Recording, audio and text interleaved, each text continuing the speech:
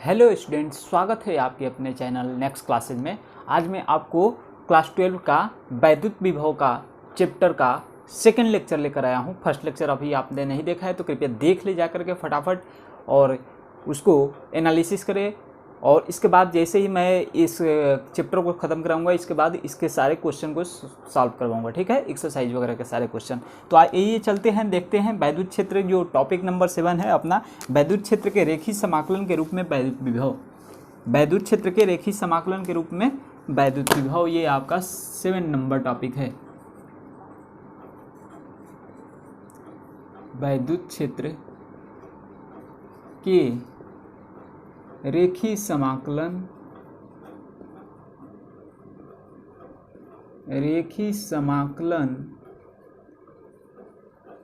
के रूप में वैद्युत विभव।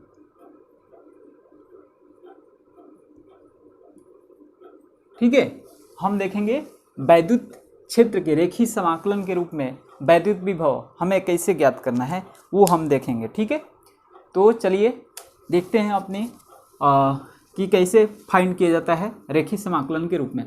मान लीजिए ये है आपका वैद्युत क्षेत्र की दिशा, ये है आपकी, ठीक है, डी से दर्शा सकते हैं या फिर हम इसे ई से भी दर्शा सकते हैं। ई से दर्शाइए आप लोग, ठीक है। यहाँ से हमें इधर लेके आना है, क्या लेके आना है, तो ये है आपकी डी आर लंबाई, डी आर पतली सी, मतलब यहाँ से लेकर के ये है आपकी डी आर लंबाई, और ये है आपका ए टू बी। तो वैद्युत क्षेत्र को हम वैद्युत क्षेत्र के रेखीय समाकलन के रूप में भी लिख सकते हैं। कैसे, तो देखिए यहाँ पर एफ इक्वल टू होता है क्यू ई होता है, ये आप लोगों को पता है, F equal to Q E होता है। ठीक है, हमको यहाँ से चार्ज जो है वैद्युत क्षेत्र के विपरीत दिशा में ए से बी तक लाना है। ठीक है, तो वी नो डैट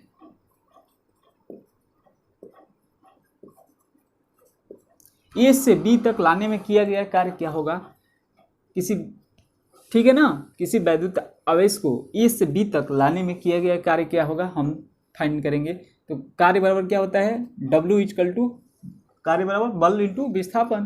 तो यानी कि F इंटू विस्थापन क्या है, DR ले लो, ठीक है, F इंटू DR हम ले लेते हैं। ठीक है, बातें समझ में आ रही है।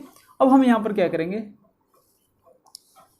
DW ले लेते हैं, थोड़ा सा छोटा सा कार्य। इसके बाद कार्य बल में अब F की जगह पे क्या रखेंगे, QE, और हम वैद्युत क्षेत्र के विपरीत दिशा में लेकर जा रहे हैं, तो F का वैल्यू जो होगा माइनस QE यहाँ पर रखेंगे। तो DW is equal to minus QE into DR। बातें समझ में आ रही है क्या, ये वेक्टर के रूप में भी हो गया। अब देखिए, हम जानते हैं क्या कि ए से बी तक, पॉइंट ए से बी तक क्या, तो पॉइंट ए से बी तक या फिर ए से बी के अनुदिश,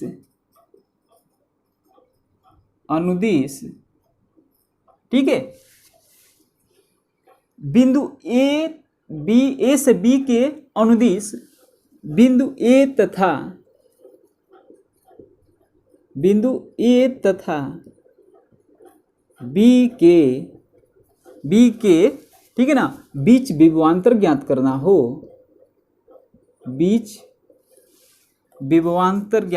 हो, तो हम लोग कैसे देंगे, तो DW VA माइनस VB लिख ले, VA minus VB is equal to क्या होगा, W अपान Q नॉट होता है।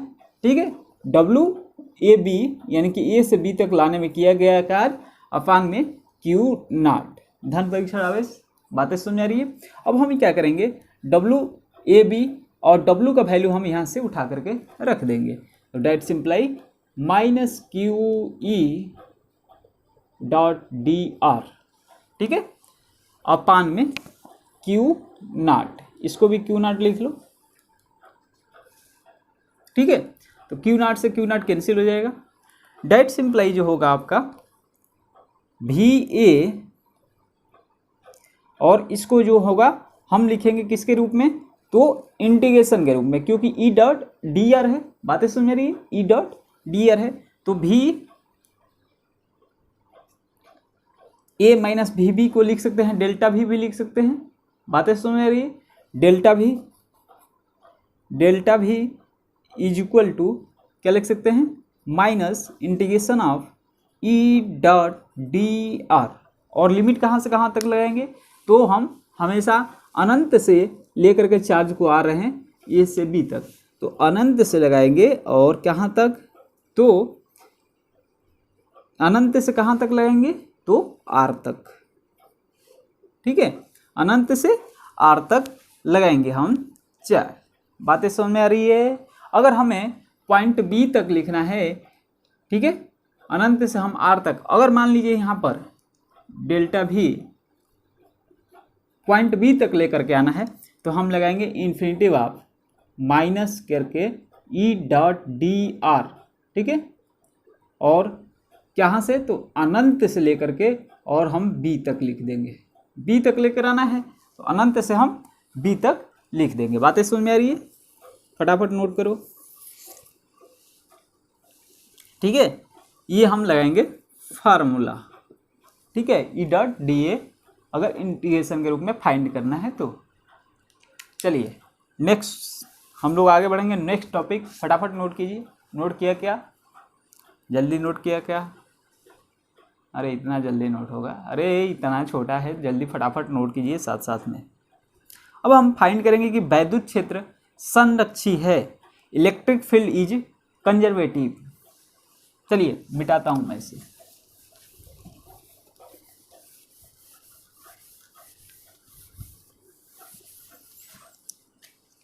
अब हम फाइंड करेंगे कि वैद्युत क्षेत्र संरक्षी है। कैसे भैया वैद्युत क्षेत्र संरक्षी है, वैद्युत क्षेत्र संरक्षी है, ठीक है, इलेक्ट्रिक फील्ड इज कंजर्वेटिव, इसको इंग्लिश में बोलते हैं इलेक्ट्रिक फील्ड इज कंजर्वेटिव।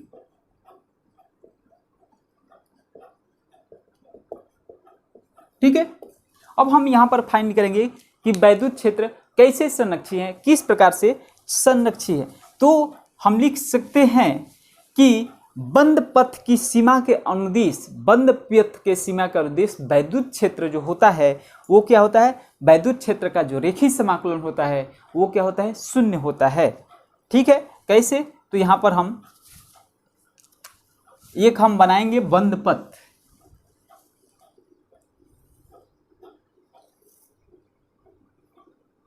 ठीक है, एक हम बना रहे हैं बंद पथ। यहां पर हम लिखते हैं ए, यहां पर लिखते हैं बी, यहां पर लिखते हैं सी, ठीक है, बातें समझ में आ रही है, और यहां पर लिखेंगे हम डी। ठीक है, ये आपको बंद पथ आपको मिल गया। अब यहां से हम लिखते हैं ई, और थोड़ा सा हम वेक्टर डी आर की जगह में इस तरह हम लेकर के जाएंगे, ए से बी, बी से सी, सी से डी, डी से ई, एक चार्ज हम लेकर के जाएंगे। संरक्षी क्षेत्र वह क्षेत्र है, संरक्षी क्षेत्र वह क्षेत्र है जिसमें किया गया कार्य पथ पर जो है निर्भर नहीं करता, जिसमें किया गया कार्य जो होता है पथ पर निर्भर नहीं करता। ठीक है ना, वैकल्पिक रूप से हम यह भी कर सकते हैं कि संरक्षी क्षेत्र वह क्षेत्र है जिसमें पूरे बंद वक्र में कृत कार्य जो होता है वह शून्य होता है। क्या होता है, जिसमें पूरे बंद वक्र में कृत कार्य शून्य होता है। तो चलिए इसको हम कैसे फाइंड करें कि भैया शून्य होता है, कैसे हम लोगों को पता है। चलिए, कार्य बराबर W बराबर क्या होगा, कहाँ से कहाँ तक, कि आवेश Q को A B C D E के अनुदिश ले जाने में कृत कार्य कितना होगा। हम फाइंड करेंगे कि आवेश Q को पॉइंट ए से, मतलब ए बी सी डी ए, ठीक है ना, ए बी सी डी ए के अनुदिश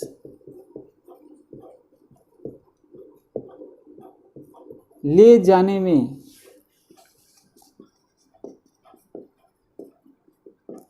कृत कार्य क्या होगा। कृत कार्य यहाँ पर हम देखेंगे W क्या होगा, W लिखेंगे is equal to Q into V A minus भी क्या लिखेंगे, V A minus V A लिखेंगे, V A minus V A is equal to 0 हो जाएगा। बातें समझ आई, नहीं आ रही है, नहीं आ रही है। चलिए हम लोग दूसरे तरीके से समझते हैं। यदि किसी बिंदु पर वैद्युत क्षेत्र की तीव्रता, अब देखिए दूसरे तरीके से, यदि किसी बिंदु पर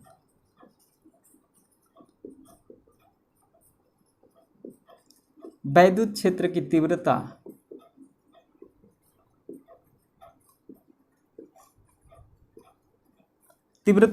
क्या हो, तो वेक्टर ई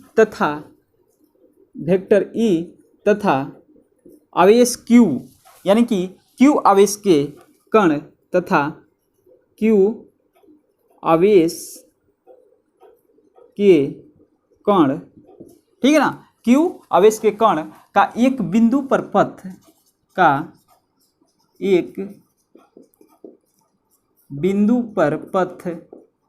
क्या हो, एक बिंदु पर पथ के अनुदिश,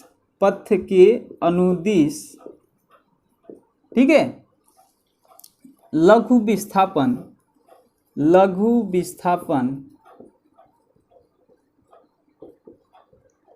क्या हो, लघु विस्थापन dr हो, ठीक है ना, लघु विस्थापन dr हो, तो वैद्युत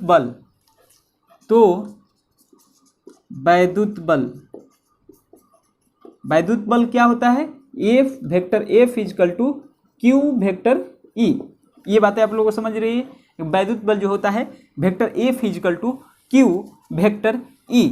अब देखिए वैद्युत बल F is equal to Q vector E द्वारा, ठीक है ना, dr विस्थापन तय करने में किया गया क्या, या फिर dr विस्थापन में किया गया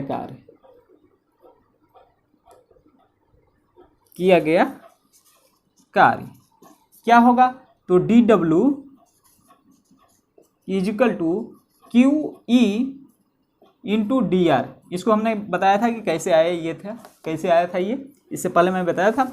अब देखिए D W is equal to Q E dot D R, बंद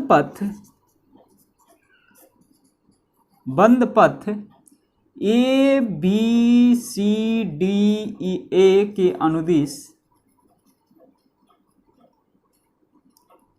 कार्य कितना होगा। कोई पूछेगा कि बंद पथ ए बी सी डी ए के अनुदिश कार्य कितना होगा, तो हम यहाँ पर लिखेंगे W is equal to bounded integral, ठीक है ना, bounded integral A B C D A Q into E dot D R, ठीक है ना, Q into A dot D R is equal to 0 हो जाएगा, क्योंकि हम यहीं से चल रहे हैं और फिर आकर के यहीं पर रुक जा रहे हैं, तो विस्थापन तो कुछ हुआ नहीं, यहीं पर फिर आकर के रुक गए तो कार्य तो हुआ नहीं, ठीक है ना। एक निश्चित रूप से देखें तो कार्य तो हुआ, लेकिन फिर हम यहीं पर आ रहे हैं तो कार्य 0 हो गया, क्योंकि विस्थापन 0 है यार, विस्थापन 0 है, ठीक है, तो कार्य 0 हो गया, तो W इक्वल टू 0। इससे हम क्या निकाल सकते हैं, देखिए यहाँ पर हम क्या निकाल सकते हैं फटाफट, W equal to bounded integral Q E dot D R is equal to 0, ठीक है। अब हम इससे हम लोग का रिजल्ट निकलता है कि बंद पथ के सीमा के अनुदिश, ठीक है ना, वैद्युत क्षेत्र संरक्षित होने का प्रतिबंध है कि बंद पथ सीमा के अनुदिश वैद्युत क्षेत्र का जो रेखीय समाकलन होता है शून्य होता है। ठीक है, क्या लिखेंगे कि बंद पथ की सीमा के अनुदिश वैद्युत पथ का रेखीय समाकलन जो होता है शून्य के बराबर होता है। नोट कर लेंगे। ठीक है, नोट करवा दूं? नहीं, आप नोट कर लेंगे कि वैद्युत क्षेत्र संरक्षित होने का प्रतिबंध यह है कि बंद पथ के सीमा के अनुदिश, ठीक है ना, बंद पथ के सीमा का अनुदिश वैद्युत क्षेत्र का रेखीय समाकलन शून्य होता है। ठीक है, अब चलिए हम लोग नेक्स्ट चलेंगे। बिंदु आवेश के कारण किसी बिंदु आवेश के कारण किसी बिंदु पर वैद्युत विभव कैसे ज्ञात किया जाता है, हम ये चलेंगे। नोट करना है, फटाफट नोट कीजिए, फटाफट नोट कीजिए, नोट कीजिए, नोट कीजिए।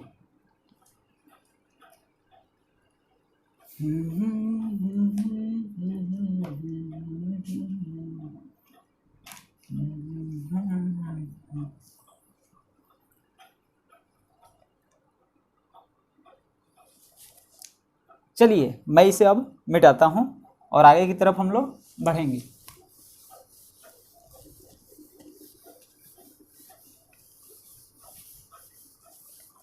अगला टॉपिक जो है बिंदु आवेश के कारण किसी बिंदु पर वैद्युत विभव। बिंदु आवेश के कारण बहुत इंपॉर्टेंट है ये। किसी बिंदु पर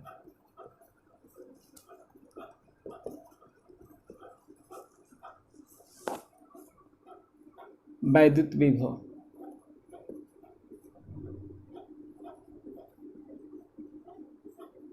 देखिए यहां पर हम क्या करेंगे। मान लीजिए यहां पर प्लस क्यू, एक यहां पर एक लाइन खींच लिए सर्वप्रथम, ऐसे खींचिए। मान लीजिए यहां पर प्लस क्यू आवेश है। ठीक है, मान लीजिए कि यहां पर प्लस क्यू आवेश है, यहां पर एक पॉइंट है, यहां से हम लोग इस तरह एक डॉट डॉट करके मिलाएंगे और यहां से आर दूरी पर एक जो है पॉइंट आपका ए है। आर दूरी पर क्या है, एक पॉइंट ए है और इससे थोड़ा सा अलग आगे बढ़ेंगे तो एक पॉइंट सी मिलेगा। ठीक है, और इससे भी थोड़ा सा आगे बढ़ेंगे तो एक पॉइंट बी मिलेगा। ठीक है, बातें समझ में आ रही। और पॉइंट बी पर एक प्लस क्यू नॉट का चार्ज रखा हुआ है, प्लस क्यू नॉट का चार्ज रखा हुआ है। तो प्लस क्यू के कारण प्लस क्यू नॉट पर लगने वाला बल क्या होगा, यहाँ पर हम देखेंगे तो एक इधर की तरफ लगने वाला बल होगा, क्योंकि दोनों फोर्स जो है, दोनों आवेश जो है पॉजिटिव है, इसलिए एक दूसरे को डिस्ट्रैक्ट करेंगे। ठीक है ना, अट्रैक्ट नहीं करेंगे।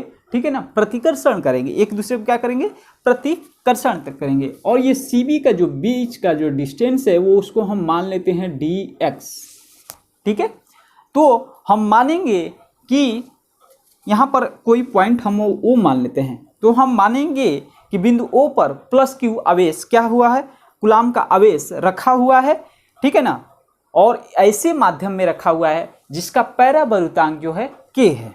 ठीक है, अब देखिए आवेश प्लस क्यू द्वारा उत्पन्न वैद्युत क्षेत्र जो होगा बिंदु ओ से आर मीटर की दूरी पर, बिंदु ओ से आर मीटर की दूरी पर, ठीक है ना, एक बिंदु ए है, एक बिंदु ए है जिस पर वैद्युत विभव ज्ञात करना है। यहां पर हमें वैद्युत विभव ज्ञात करना है। बातें समझ में आ रही है।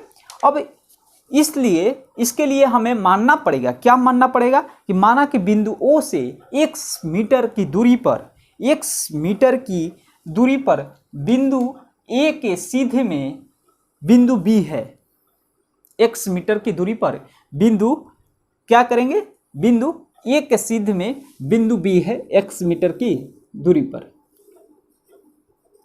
ठीक है, और यहां से x से CB हम ले लेंगे dx।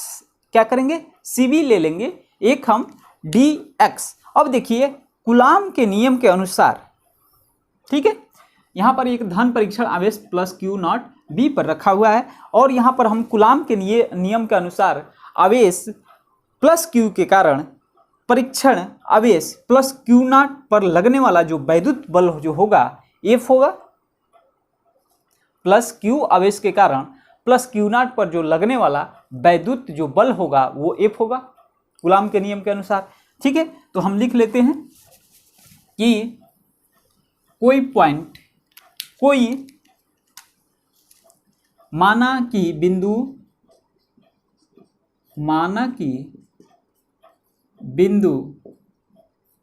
ओ पर, क्या लिखेंगे, माना कि बिंदु ओ पर प्लस क्यू कूलाम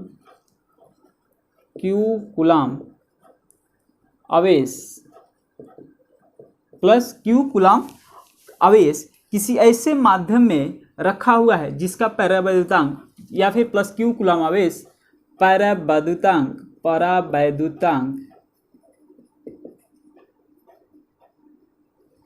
के वाले माध्यम में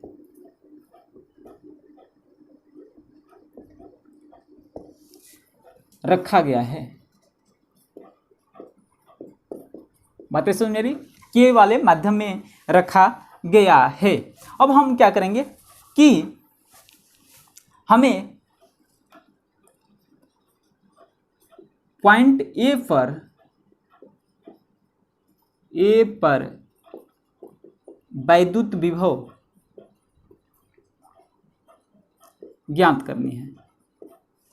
पॉइंट ए पर क्या करनी है, वैद्युत विभव ज्ञात करनी है। इससे हम ए दूरी पर, इससे हम, ठीक है ना,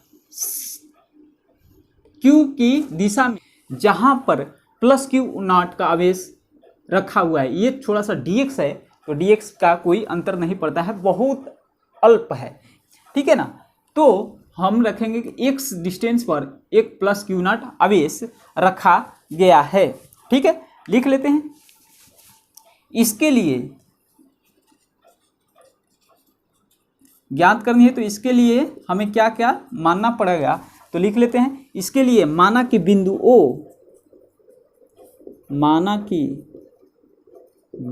O, ठीक है ना, माना कि बिंदु O से x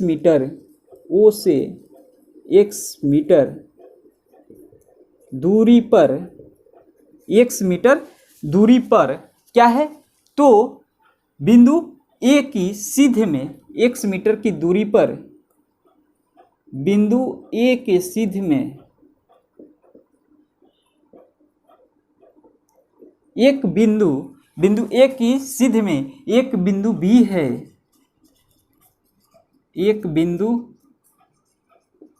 B है, ठीक है ना, एक बिंदु B है जिस पर प्लस क्यू नॉट कूलाम, जिस पर प्लस क्यू नॉट कूलाम, ठीक है ना, का आवेश रखा गया है।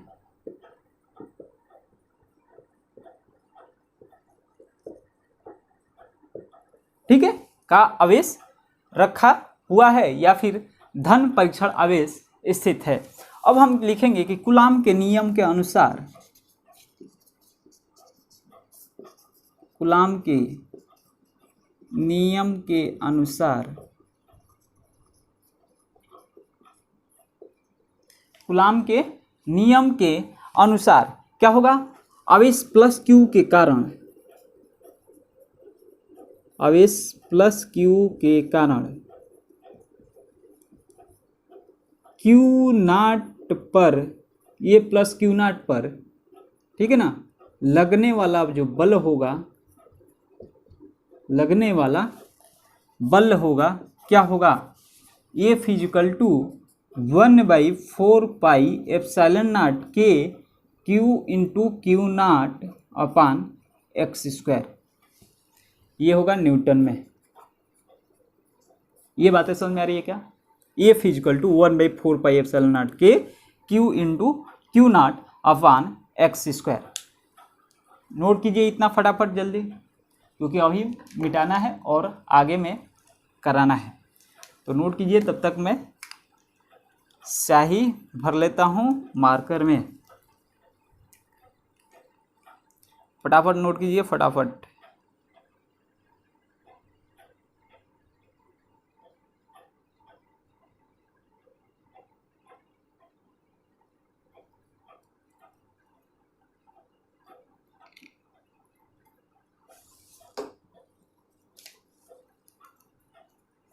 नोट कर लिए क्या?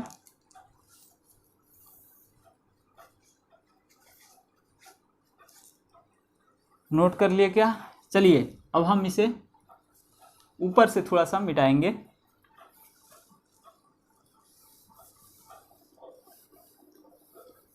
टॉपिक वही है, ठीक है।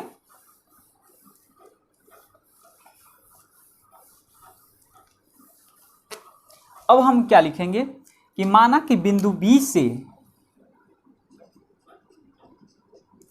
माना कि बिंदु B से, ठीक है ना, माना कि बिंदु B से प्लस Q की ओर एक सूक्ष्म दूरी, प्लस Q की ओर एक सूक्ष्म दूरी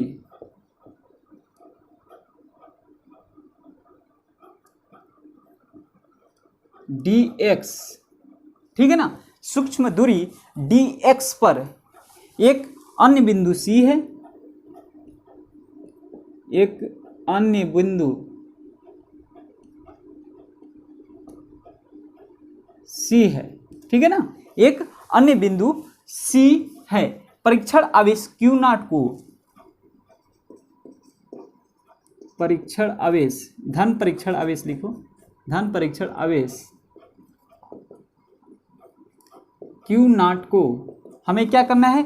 Q0 को बल F के विरुद्ध बिंदु B से C तक ले जाने में किया गया कार्य कितना होगा? धन परीक्षण आवेश Q0 को बल F के विरुद्ध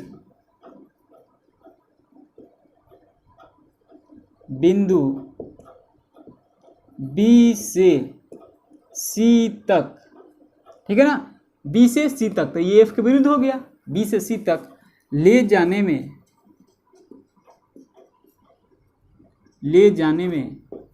किया गया कार्य, ये क्या होगा भैया? किया गया कार्य क्या होगा? तो होगा क्या? तो कार्य बराबर क्या होता है? बल इंटू विस्थापन। तो वैद्युत बल, यहां पर वैद्युत बल कार्य कर रहा है, तो वैद्युत बल इंटू दूरी, इंटू लिख लो दूरी।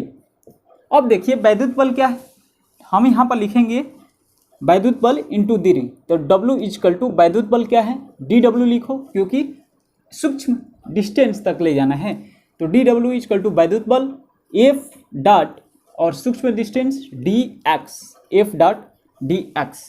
बातें समझ रही है? अब F का वैल्यू हम यहाँ से उठा करके रख सकते हैं, तो DW इजकल टू F का वैल्यू क्या है? 1/4 पाई एप्सिलॉन नॉट K, और ये जो होगा DW विरुद्ध का ले जा रहे हैं, F के विरुद्ध ले जा रहे हैं, तो यहाँ पर हम माइनस लिखेंगे। ये बातें समझ आ रही है? ये बातें समझ आ रही है? चलिए 1/4 पाई एप्सिलॉन नॉट K, और क्या लिखेंगे? Q इंटू क्यू नॉट और पान में x² इंटू dx, और ये होगा माइनस। बातें समझ में आ रही है? हम दोनों तरफ इंटीग्रेशन का मार्क लगा देते हैं, यहाँ पर नहीं लगाएंगे, चलो नीचे में लगाते हैं। इसको नोट कर लिए होंगे, मैं मिटा रहा हूँ इसको।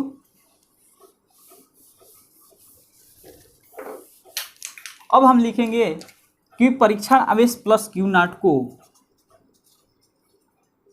परीक्षण आवेश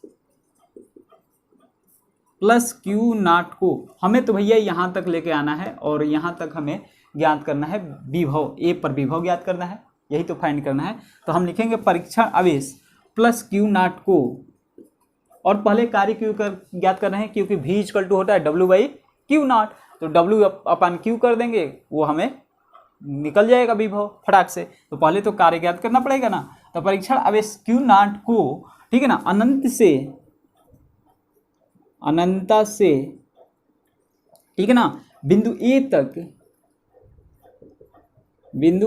तक लाने में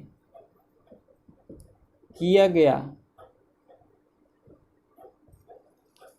कार्य, क्या होगा भैया? तो हम लिख सकते हैं W इज इक्वल टू, क्या लिख सकते हैं? W इज इक्वल टू लिख सकते हैं माइनस ठीक है ना, इंटीग्रेशन का चिन्ह लगा देंगे और डी डब्ल्यू भी लगा सकते हैं आप यहाँ पर लिखिए अच्छे से, D W is equal to यही लिखना है और इंटीग्रेशन लगाना है -1/4πε0 के Q into Q naught upon X square into D X, दोनों तरफ इंटीग्रेशन लगा दीजिए। ठीक है, अब देखिए यहाँ पर थोड़ी सी बात, इन्फिनिटिव पर कार्य क्या था, या फिर इन्फिनिटिव से लगाएंगे, अनंतता से लगाएंगे, कहाँ तक लेकर आना है, तो हमें आर डिस्टेंस तक लेकर आना है, तो इन्फिनिटिव से आर डिस्टेंस तक हम लिख देंगे। बातें समझ में आ रही है। अब हम इसका हम इंटीग्रेशन कर लेते हैं। ठीक है, इसका इंटीग्रेशन हम कर लेते हैं। तो डी एक्स का मतलब क्या होगा कि जो एक्स वाला जो पार्ट है वही अंदर रहेगा इंटीग्रेशन के अंदर, बाकी सब कांस्टेंट बाहर निकल जाएगा। अगर आपने इंटीग्रेशन नहीं पढ़ा है तो आप पढ़ सकते हैं। ठीक है ना, हमारी वीडियो अपलोडेड है पॉलिटेक्निक वाले इंटीग्रेशन, ठीक है ना, तो उसमें से आप पढ़ सकते हैं। चलिए इसको हम सॉल्व करते हैं। 1/4πε0 के, बाकी सबको इंटीग्रेशन से बाहर करो, क्यू इंटू क्यू नाट, और इंटीग्रेशन ऑफ इन्फिनिटिव से आर तक माइनस में हो जाएगा डी एक्स अपान में एक्स स्क्वायर।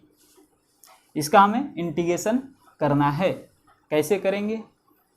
-1 अपान एक्स स्क्वायर, 1 अपान एक्स स्क्वायर का क्या होगा इंटीग्रेशन, 1 अपान एक्स स्क्वायर का इंटीग्रेशन क्या होगा? अरे भैया मैं आपको बता देता हूँ कि 1 अपान एक्स स्क्वायर का इंटीग्रेशन, इसको लिख सकते हैं एक्स का पावर -2 इंटू डी एक्स। ठीक है, अब हमने पढ़ा है कि एक्स टू दी पावर, मैं थोड़ा सा यहाँ पर लूँगा, X to the power n D X का इंटीग्रेशन क्या होता है, X to the power n+1 upon में n+1। ठीक है, X to the power n+1 upon में n+1, ये फार्मूला आपने पढ़ा हुआ है, मैंने आपको बहुत बार बता रखा है। तो यहीं पर लिखेंगे x to the power n+1 यानी कि एक्स के पावर -2+1 अपान में -2+1 क्या हो जाएगा, ये क्या हो जाएगा, एक्स का यूनिवर्स अपान -2+1 यानी कि -1, यानी कि क्या हो जाएगा -1 अपान एक्स। ठीक है, इतनी बातें समझ आ रही है। इंटीग्रेशन भी बता दिया, -1 अपान एक्स आ रहा है, तो हम इसको लिख सकते हैं that simply Q into Q naught upon में 4πε0 के, लिखेंगे माइनस तो है ही ये वाला, और फिर डी एक्स अपान में एक्स स्क्वायर का इंटीग्रेशन क्या होगा, -1 अपान में एक्स, ये हो जाएगा प्लस और ये हो जाएगा 1 अपान एक्स, और इसका हम इंटीग्रेशन लगाएंगे इन्फिनिटिव से लेकर के आर तक, ये लिमिट लगाएंगे। ठीक है, प्लस को नहीं भी लिख सकते हैं, काम चलेगा। अब हम इसको थोड़ा सा सॉल्व कर लेते हैं। डेट सिंप्लाई डी डब्ल्यू को इंटीग्रेशन क्या हो जाएगा, W is equal to Q into Q naught upon में 4πε0 के, और पहले अपर लिमिट माइनस करके लोअर लिमिट भरते हैं, तो क्या हो जाएगा 1 upon R minus 1 upon infinitive. ठीक है, 1 upon R minus 1 upon infinitive, तो 1 अपान इन्फिनिटिव का वैल्यू क्या हो जाएगा, 0 हो जाएगा। और तो W का जो वैल्यू क्या हो जाएगा, W का वैल्यू क्या हो जाएगा, Q into Q naught upon में 4πε0 के, और क्या हो जाएगा इंटू 1 अपान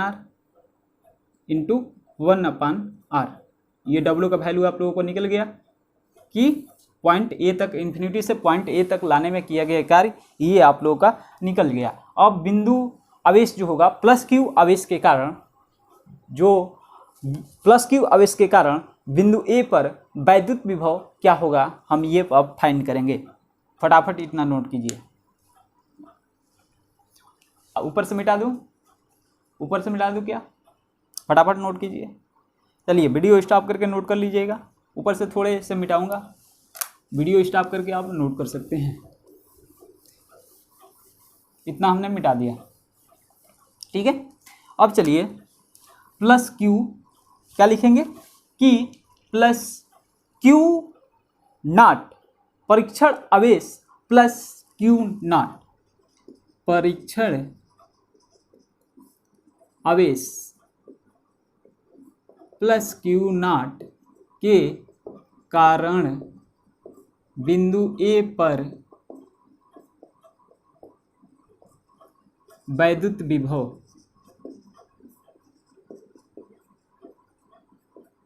बिंदु ए पर वैद्युत विभव क्या होगा, तो V इक्वल टू क्या होता है, यहाँ पर लिखेंगे V equal to W upon Q naught, plus Q naught के कारण तो डब्ल्यू अपान क्यू नॉट।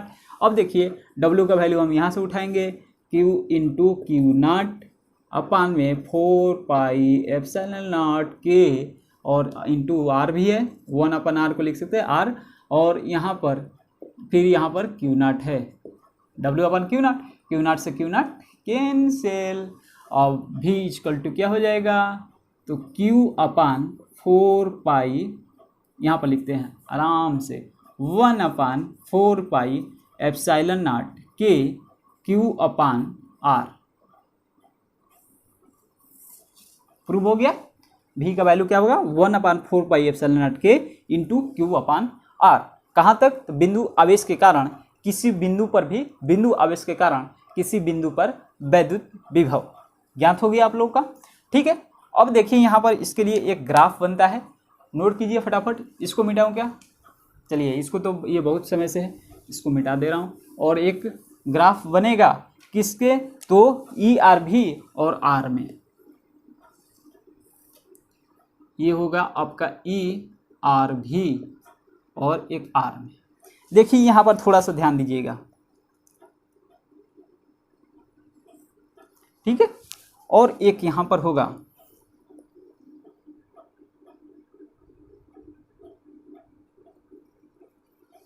ठीक है, और जो होगा ये E प्रोपोर्शनल टू क्या होता है, 1/r² होता है।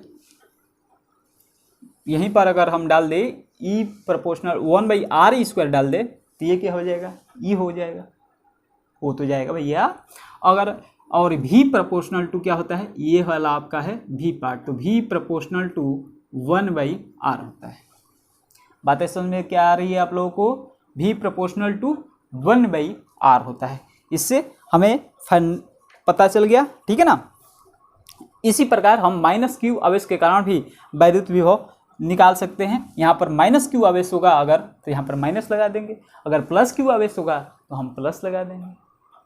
बातें समझ में आ रही है क्या, ठीक है। तो हम इस लेक्चर में बस इतना ही, अगले लेक्चर में मिलते हैं, ठीक है। और अगले लेक्चर में मैं प्रूव करवाऊंगा कि वैद्युत ध्रुव के कारण वैद्युत विभव कैसे ज्ञात करेंगे, और अक्षीय स्थिति पर भी इसमें भी आता है कि वैद्युत ध्रुव की निरक्षीय रेखा और वैद्युत द्विध्रुव की अक्षीय रेखा भी आती है, और बिंदु आवेश के समूह के कारण वैद्युत विभव भी हम ज्ञात करेंगे। और भी मतलब 2-4 टॉपिक बचे हुए हैं, तो उस टॉपिक को मैं अगले लेक्चर में कवर कर लूँगा, ठीक है। तो फ्रेंड्स, ये वीडियो अगर पसंद आए तो कृपया वीडियो को लाइक करें और इस चैनल को सब्सक्राइब कर ले। सिर्फ रेड बटन को क्लिक कर देना है, और उसके बगल में, ठीक है ना, एक होता है बेल आइकन, बेल आइकन को प्रेस करेंगे। लोग कहते हैं कि यार कि सर आपकी वीडियो नहीं आ रही है, क्यों नहीं आ रही है भैया, सब्सक्राइब करो, चैनल सब्सक्राइब करो तब तो आएगी, और बेल आइकन को प्रेस करो। बेल आइकन को प्रेस करोगे तो नोटिफिकेशन आएगी, मैं कोई भी वीडियो अपलोड करूँगा तो वो नोटिफिकेशन आपको मिलती रहेगी, ठीक है। और आपका एक भी क्लास छूटेगा नहीं, और आप एग्ज़ाम में अच्छा नंबर ग्रेस कर पाएंगे, ठीक है ना। तो फ्रेंड्स, मिलते हैं अगले वीडियो में, तब तक के लिए धन्यवाद, बाय बाय।